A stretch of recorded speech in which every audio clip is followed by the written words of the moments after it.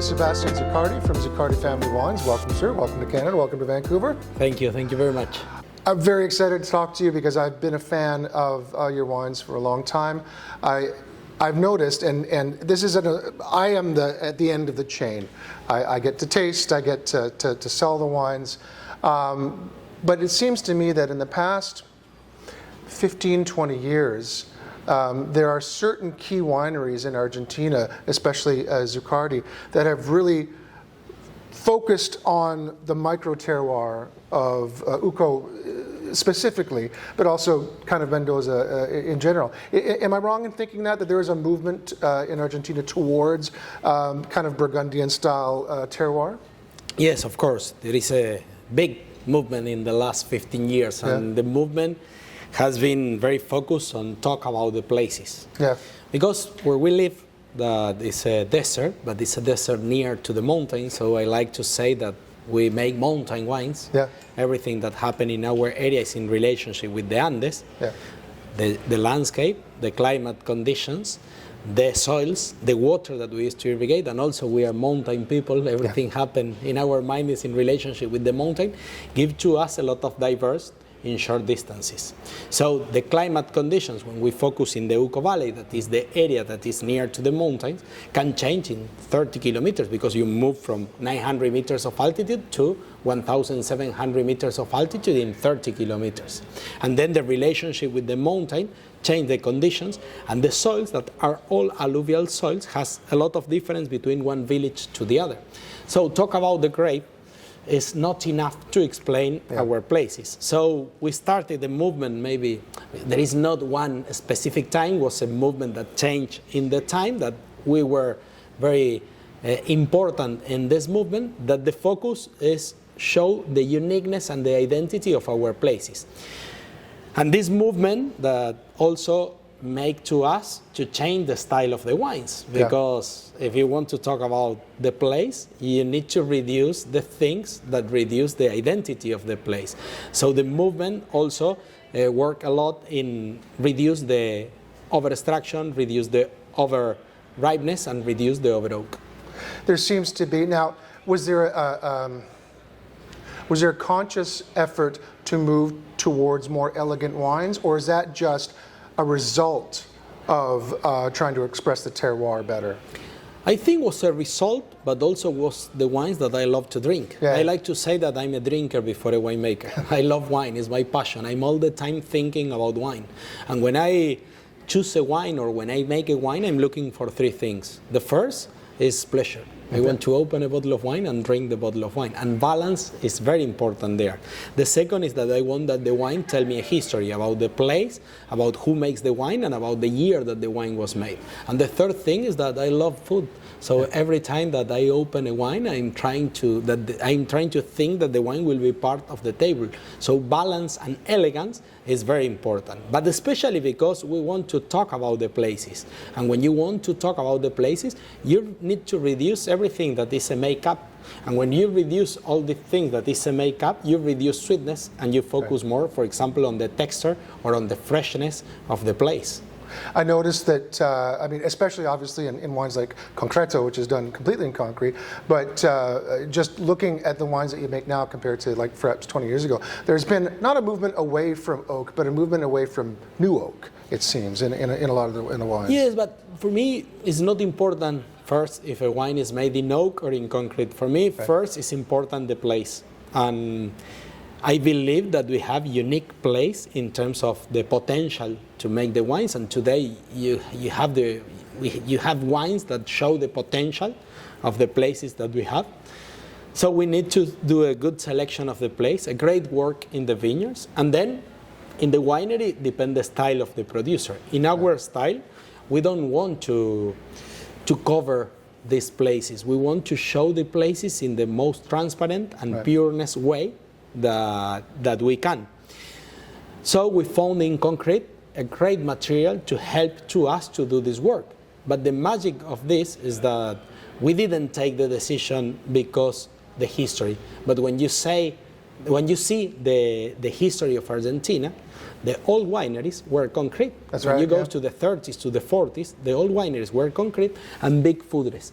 The small barrels is something that arrived during the 90s, Yeah. during the very big influence, for example, from Bordeaux, and arrived the small barrel. But when you think about Malbec, Malbec works better for me in concrete or in a foodre than in a small barrel.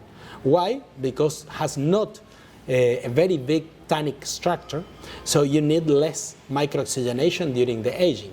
So all this work push us to work more in concrete.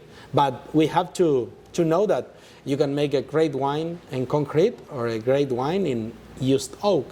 Right. But the focus is the place. Oh, and well, let's talk about place. Your vineyard, the Piedra Infinita. Yes. Did I say that correctly? That means infinity stones, in case there are any Avengers out there. I looked at a map today of the Piedra Infinita, and it was cool. It looks like kind of multicolored camouflage, but you've identified the areas with the most chalk, the most calcareous areas. What does chalk bring to Malbec that you've kind of highlighted these places to do single bottlings of? Okay, many answers to this So, question. yeah. The I don't first, plan these. the first is that when you see the Uco Valley, Yeah. you have a lot of variation in terms of villages. Yeah. Altamira, Paraje Altamira, is one of the villages that is in the south of the Uco Valley, 1,100 meters, but it's the beginning of the alluvial fan. You have to know that our soils were formed because we had millions of years ago with big glaciers. Then the earth heated, all these glaciers melt, and the water came from the mountain to the flat areas. And had a lot of energy, could push a lot of stones. So when you are in Paraje Altamira, where Piedra Infinita is one of the most stoniest place in the Uco Valley. The name Piedra Infinita, that as you say means infinite stone, is because we took out more than 1,000 trucks with the stones to plant this vineyard. Oh, really? Yes, was crazy. Wow. When I bought the land, I told to my father, we have to remove 300 trucks with the stones, and we removed more than 1,000. So it was crazy. So this also give to us the possibility to see that inside of the property you have a lot of variation of soils, because the way that these alluvial soils were formed create a lot of diversity. So Piedra Infinita, after 10 years of work, we divided in 36 parcelas. So it's a property that is 38 hectares divided in 36 parcelas. And one thing that you said that for me is one of the keys of Altamira is the quantity of calcare that we have in the soils. Why calcare for me is important? Because I believe that calcare help a lot in the building of the backbone of the wines. And when you reduce the overripe, when you reduce the overextraction, when you reduce the over oak, you can feel a lot of texture. And this texture, for me, comes from the soil. So I feel that areas where you have calcare, that is Altamira is one area, but also San Pablo and Gualtajari, the message from the soils is easy to see through the wines. And Malbec is part of our history, because Malbec was not a marketing plan. It was not that someone say, which grape is not planting in other area around the world. No. Malbec is something that happened in the field through generation of growers that working in the place, tasting the grapes, making wine, they continue planting and replanting Malbec. Because when you walk the vineyards, you can see the adaptation that Malbec has. And Malbec is very transparent to the place. And Malbec, for me, is a great translator of these calcare soils. Malbec for me is like Sangiovese in Tuscany, or Pinot Noir in Burgundy, or Nebbiolo in Piemonte. It's a grape that is part of the terroir.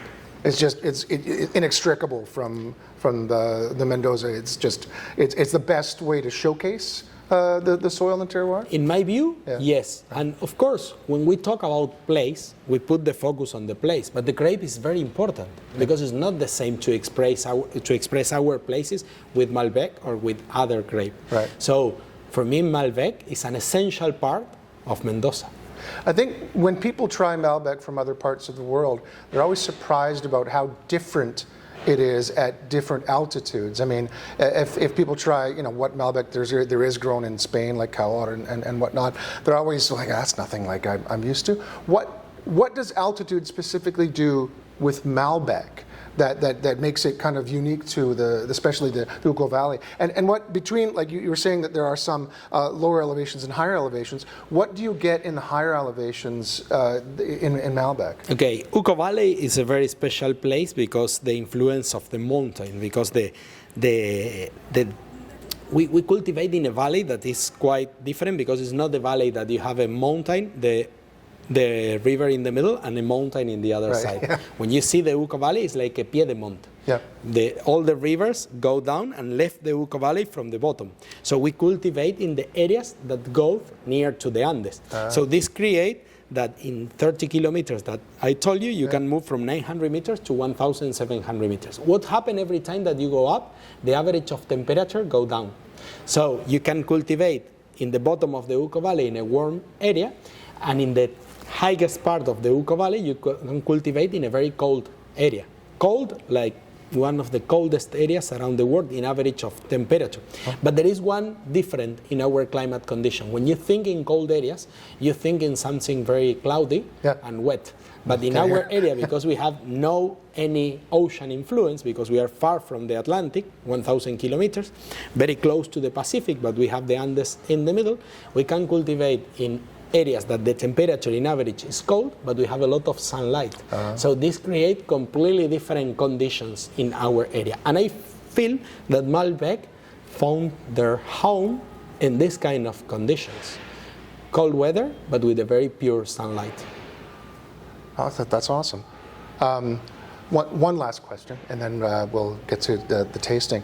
On a Wednesday, you're just so tired of Malbec, you're so tired of Uco Valley wines, what do you reach for? What is something that is not from Argentina that you're really into right now? Could be different even tomorrow, but right now.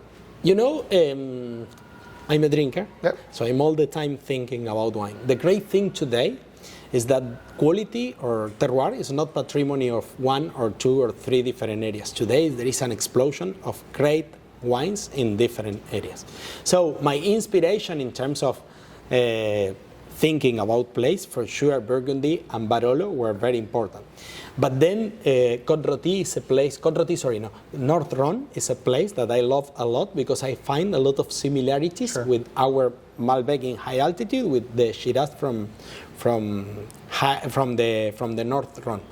But then I love to drink wines from many different areas. I love Sicily. I love, for example, what is happening today in Canary Islands, or what is happening in Gredos near to Madrid, or Galicia for whites, for example. I love, or I don't know, Loire is a place that always you have things to discover. So the magic today is that the diversity of wines that we can drink is amazing. I think, again, in many areas that before we think that was not possible to make wines in this level, today we know that it's possible. Then we have to learn and we have to try to discover all this area through the essential producers, because wine is place and people. You can never separate place and people, or people and place. Well, it's tough for regions like British Columbia, because we do have the advantage of seeing the history of wine in the world and what everyone else has done, but we're still really getting to know our area, and especially the Okanagan. If you go from Kelowna all the way to Soyuz, you've driven through about a dozen climates in that one tiny little space. So even if someone's figured out something, okay, well, this works closer to Kelowna or on the Naramata Bench, that doesn't translate to what happens even 10 kilometers downstream, because it's such a narrow valley. But cool. But the great thing for me is that, or what I believe, that first we need to have a lot of knowledge about our place. When we have the knowledge, we have to make wines that express the place. And then we have a work of evangelization. Yeah. I'm not only a winemaker, I'm also a pastor from my place. Okay. It's necessary that we go and we explain why the wines that we are making are so special. And if I want to explain the wine, I need to explain the place. Okay. And it's very important to know that no any producer alone can put the region in the map. We need to work together, because the value is in the name of the place. But if a name of the place can be success, it's because you have many producers showing the potential of the place. Well, I think that your family winery, as well as the Catania family and Zorzel, wineries like yourselves make that part of the world just.